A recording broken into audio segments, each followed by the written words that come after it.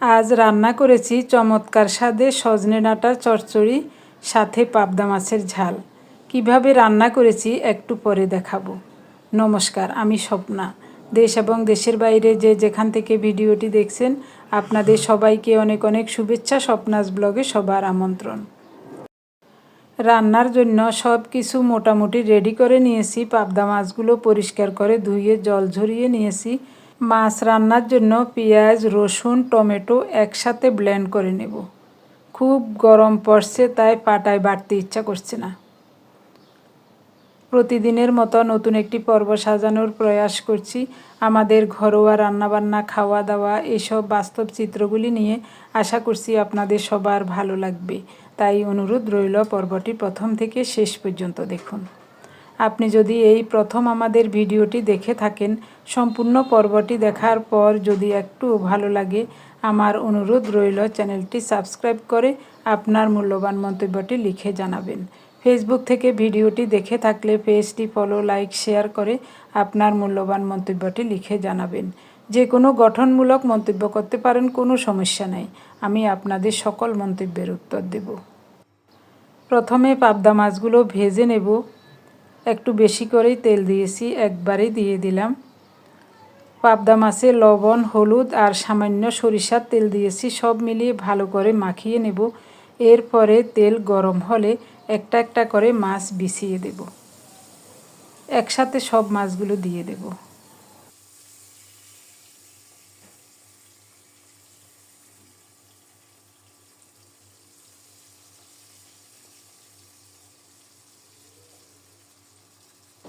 মাছ মাখানো মশলাটাও দিয়ে দিলাম।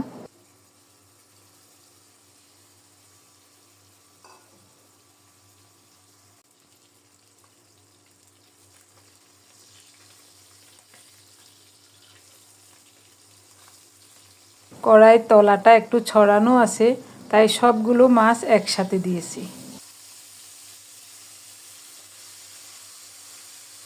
লাল লাল করে ভেজে নেব।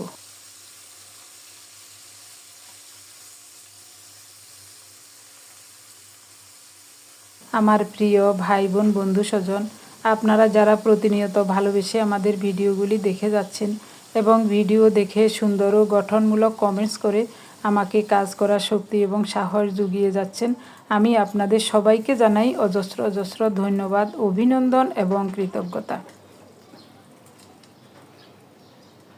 পাবদা মাছগুলো খুব সুন্দর মতো ভাজা হয়ে গেছে, উঠিয়ে নিলাম। এই তেলেই কালো জিরা ফোড়নে দেব। একটা কাঁচামরিচও ভেঙে দিয়ে দিলাম।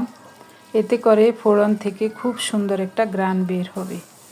এখন ব্লেন্ড করা পেঁয়াজ, রসুন, টমেটো দিয়ে দিলাম। আমি সব সময় পাটায় বাটা মশলা দিয়ে রান্না করি, কিন্তু এখন খুব গরম পড়ছে, তাই পাটায় বাটতে ইচ্ছা করছে না। তবে সবচেয়ে পাটায় বাটা মশলার রান্নাই স্বাদ। হাফ চা চামচ হলুদ গুঁড়ো দিয়েছি। বাটা কাঁচামরিচ। কিছুদিন আগে 1 কেজি মরিচ সিদ্ধ করে ব্লেন্ড করে ফ্রিজে রেখে দিয়েছি। ওখান থেকে একটু একটু এখন তরকারিতে ব্যবহার করি। প্রায় শেষও হয়ে আসছে। স্বাদ মতো লবণ দিলাম।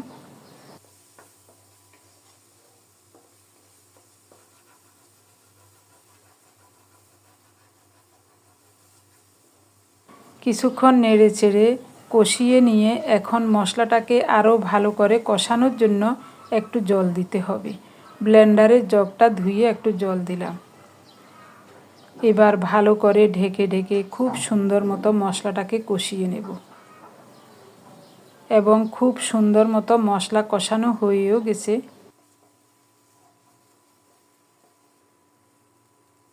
ফোটানো গরম জল দেব পরিমাণ মতো। ঝোলটা ফুটে উঠেছে। এখন ভেজে রাখা পাবদা মাছ দিয়ে দিলাম।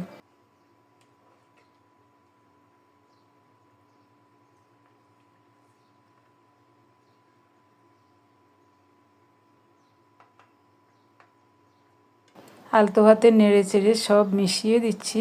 ঢেকে রান্না করব 4-5 মিনিট। 4-5 মিনিট পর দেখছি খুব সুন্দর মতো রান্নাটা হয়ে গেছে।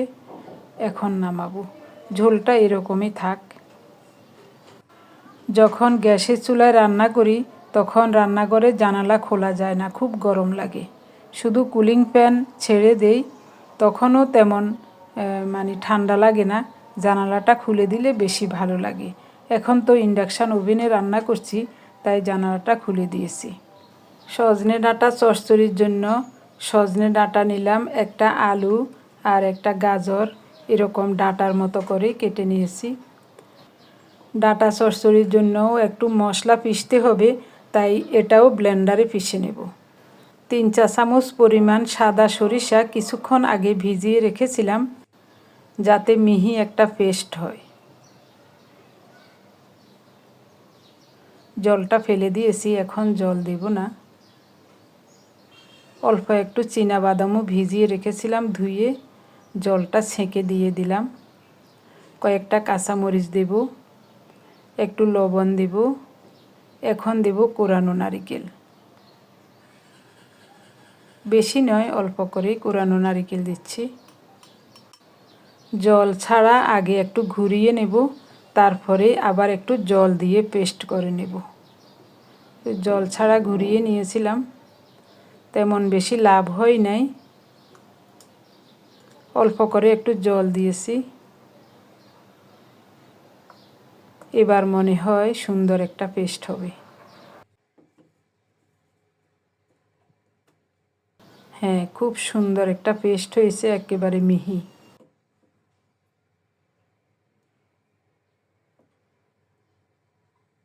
যখন এই মশলা বাটতে ইচ্ছা করে না, তখন ব্লেন্ডারে এভাবে করে নিই, একেবারে মিহি হয়ে গেছে। কড়াই গরম হয়ে গেছে, সরিষার তেল দেব। তেল গরম হলে ফোড়নে দেব 1/2 চা চামচ পরিমাণ পাঁচফোড়ন।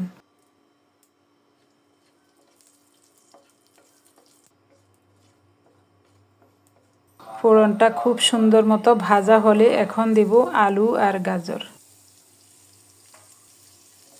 নেড়ে চেড়ে আলু গাজর কিছুক্ষণ কষিয়ে নেব।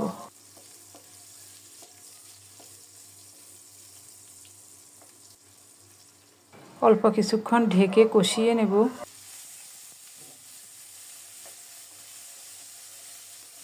খুব সুন্দর মতো আলু গাজর কষানো হয়ে গেছে। তেল ছিটকে উপরে উঠে যাচ্ছে। একটা টমেটো কুচিয়ে দিয়ে দিলাম।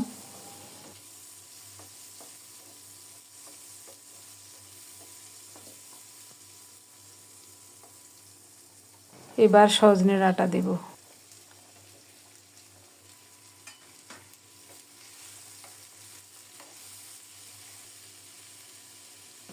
স্বাদ মতো লবণ, 1/2 চা চামচ হলুদ গুঁড়ো দিয়েছি।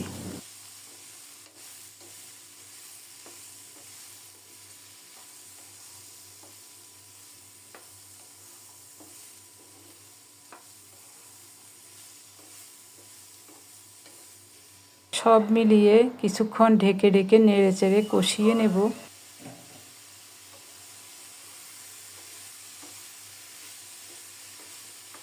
খুব সুন্দর মতো কষানো হয়ে গেছে, দেখেই বোঝা যাচ্ছে। টমেটো গলে গেছে, আলুও নরম হয়ে গেছে, গাজরও নরম হয়ে গেছে। এখন দেব সরিষা, নারিকেল, বাদাম, কাঁচামরিচ বাটা, সাথে একটু লবণও আছে। সেই পরিমাণে বুঝে শুনে ডাঁটা চচ্চড়িতে লবণ দিতে হবে, তার জন্যই অল্প করে লবণ দিয়েছি।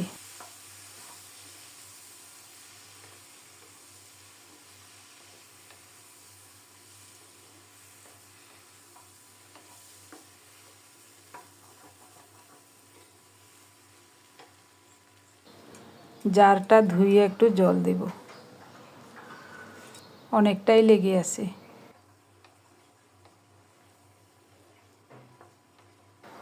রান্নাটাকে মনের মতো করার জন্য একটু বুঝে শুনে রান্না করতে হয়। যেমন সামান্য করে একটু জল দিয়ে আরও কিছুক্ষণ কষিয়ে নিলাম। সব মিলিয়ে খুব সুন্দর মতো কষানো হচ্ছে। ঢেকে অল্প তাপে মিনিট 2 কষিয়ে নিয়েছি।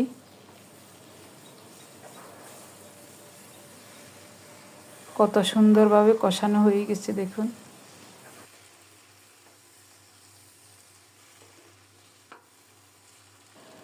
ব্লেন্ডারের জারটা ধুয়ে আরও একটু জল দিচ্ছি।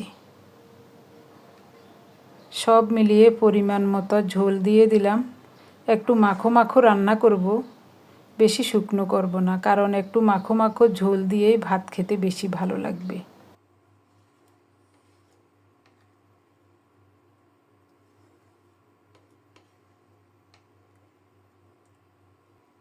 খুব সুন্দর মতো সব মিশিয়ে ঢেকে রান্না করব আরও 3-4 মিনিট। গতকালের একটু ভাত আছে, ফ্রিজে রেখে দিয়েছিলাম, তো এখন ভাত রান্না হয়ে সারে নাই।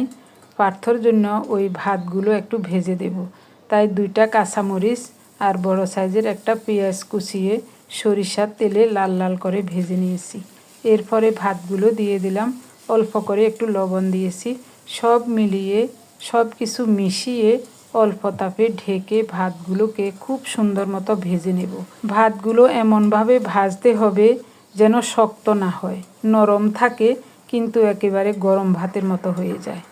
এরকম করেই ভাজতে হবে। চুলার তাপটা এখন একেবারেই কম আছে। সব কিছু মিশিয়ে দিচ্ছি। এরপরে ঢেকে আরও 2-3 মিনিট রাখবো, তারপরে ওকে বেড়ে দিয়ে দেব। ওর দেরি হয়ে যাচ্ছে, আমি বোকামি করে আগে ভাত বসাই নাই, ভাবছিলাম পরে বসাবো, কিন্তু ও বলছে মা আমার সময় হয়ে যাচ্ছে, আমি চলে যাব, আমাকে খাবার দিন। তখন সাথে সাথে ভাতগুলো ভেজে নিচ্ছি। এদিকে আমার ডাটা চচ্চড়িও হয়ে গেছে। সব কিছু মনে হয় খুব সুন্দর মতো সিদ্ধ হয়ে গেছে, তবে ঝোলটা আর একটু কমাবো, আর ঢাকা দেব না। আরও 2-3 মিনিট ঢাকা ছাড়া একটু বেশি তাপ দিয়ে রান্না করব, যেন ঝোলটা আর একটু শুকিয়ে যায়। খুব সুন্দর মাখা মাখা ঝোল হয়ে গেছে, এখন নামাবো। চুলাটা অফ করে দিলাম। তরকারি রান্না শেষ, তবে ভাত এখন রান্না করব না। পার্থর যখন খাওয়া হয়ে গেছে তখন আর শুধু শুধু এখন ভাত রান্না করে ভাতগুলো ঠান্ডা করব না। খাওয়ার ঠিক আগ মুহূর্তে ভাত রান্না করব, তাহলে গরম ভাতের সাথে ডাঁটা চচ্চড়ি দিয়ে খেতে খুব ভালো লাগবে। পাবদা মাছের ঝাল এবং ডাঁটা চচ্চড়ি, এই 2টা রান্না কেমন হয়েছে, দেখতে কেমন লাগছে অবশ্যই কমেন্টস করে জানাতে ভুলবেন না। রান্নাবান্না শেষে রান্নাঘরের সব কিছু গুছিয়ে নেব। এরপরে পুরো ঘরটা ঝাড়ু দিয়ে মুছে স্নান করে পূজার্নিক সেরে নিয়েছি। তারপরেই আমার মোবাইলের অনেক কাজ ছিল, ওই কাজগুলো সেরে নিয়েছি। এরপরে ভাত বসিয়েছি। ভাত এইমাত্র মার গেলে আনলাম, তো আমাদের জন্য ভাত বেড়ে নিচ্ছি। এখন দিনের 4টা বাজে। প্রতিদিন আমরা এমন সময়েই দুপুরের খাবারটা খাই, যেহেতু আমরা দিনে একবারই খাই, তাই সব সময় একটু দেরি করে খাওয়ার চেষ্টা করি। আমরা কিন্তু ক্ষুধায় কষ্ট করছি না, ক্ষুধায় আমাদের পেট জ্বলে না, ক্ষুধার কোনো যন্ত্রণা নাই, এটা হলো বড় কথা। ক্ষুধার যন্ত্রণা থাকলে এতক্ষণ থাকা যেত না। গতকালও দিনের 4:30টায় ভাত খেয়েছিলাম, আজও দিনের 4টা বাজে। এখন আমরা দুপুরের খাবার খেতে বসলাম। ইচ্ছা আছে আস্তে আস্তে দুপুরের খাবারটা যেন 5টা 5:30টার দিকে খেতে পারি, ওই রকম করে নেব। দিনে যেহেতু একবেলাই খাবার খাই, ওই খাবারটা খাদ্য গ্রহণের 20 থেকে 22 ঘন্টা পরেই খাওয়ার চেষ্টা করব। ওনাকেও বলে দিয়েছি, উনি বলছেন কোনো সমস্যা নাই, আস্তে আস্তে 10 মিনিট 20 মিনিট করে সময়টা এগিয়ে একটা সময় ঠিক করে নাও, ওই সময়তে আমরা একবেলাতে খাবার খাবো। কারণ এভাবে খেয়ে আমরা ভালো আছি, এই কারণেই এখন ঠিক করলাম দিনের একেবারে শেষ টাইমে খাবার খাবো, যেন রাতে ঘুমাবার আগে পেট একেবারে খালি থাকে। দুপুরের খাবারটা যদি 2টা 2:30 কি 3টার দিকে খাওয়া হয়, তাহলে রাত 8টা 9টার সময় একটু ক্ষুধা লাগে, তখন কিছু না কিছু খেতে হয়। রাতে যেন কিছুই না খেতে হয় সেই ব্যবস্থাই করব। রান্নাগুলি দেখুন, দেখতে কত ভালো লাগছে। উনি ডাটা চচ্চড়ি মুখে দিয়েই বলছেন খুবই চমৎকার হয়েছে, শুনে আমি অনেক খুশি হয়েছি। চারিদিকে শুধু শব্দ আর শব্দ, শো শো ভো ভো, ঠুস ঠাস।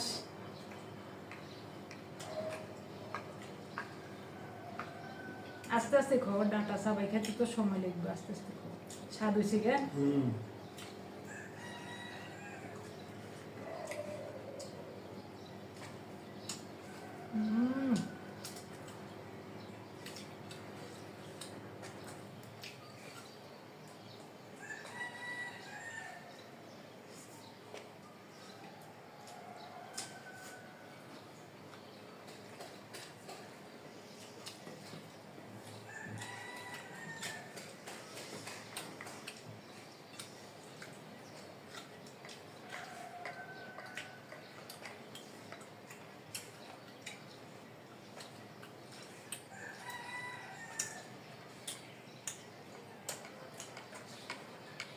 মা গো কি চমৎকার হলো। নারিকেল বাটা দিছি, সরিষা নারিকেল বাটা।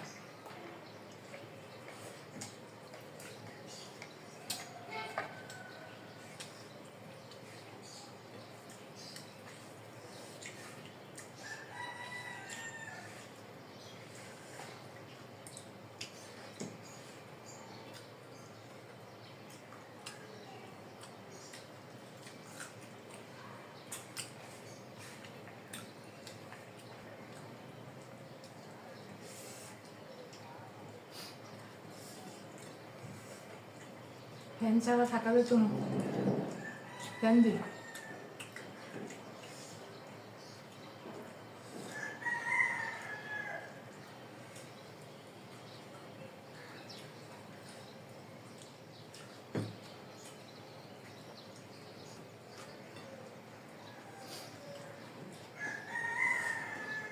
পার্থ এটা যাওয়ার সময় খাই নাই, ও তাড়াহুড়ার সময় এসব খাবার খেতে পারবো না, শুধু মাছের তরকারি দিই।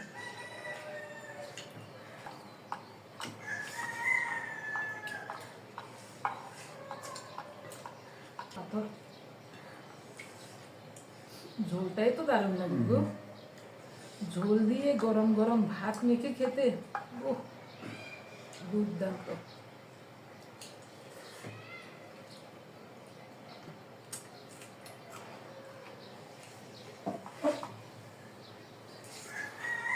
ফ্যানটা ছেড়ে ডাঁটা চচ্চড়ি দিয়ে মনের মতো করে ভাত খেয়েছি।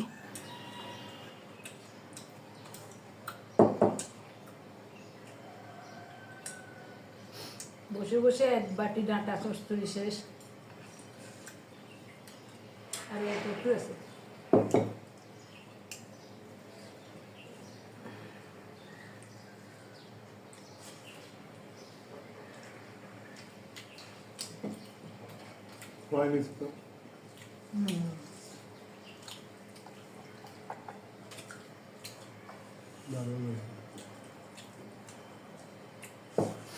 উনি বলছেন আজকের 2টা রান্নাই খুবই চমৎকার হয়েছে। পেঁয়াজ রসুন টমেটো পেস্ট করে দিয়েছি।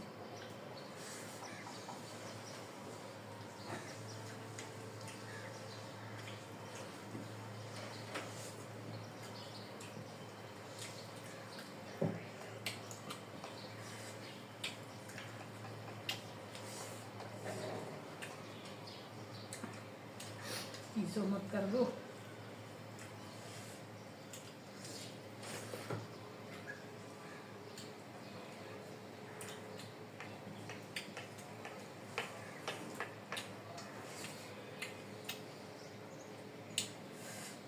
খুব চমৎকার ভাবে খাওয়া হইল। সৃষ্টিকর্তা যদি মঙ্গল মতো রাখেন, আগামীকাল এই সময়ে আবার ভাত খাবো।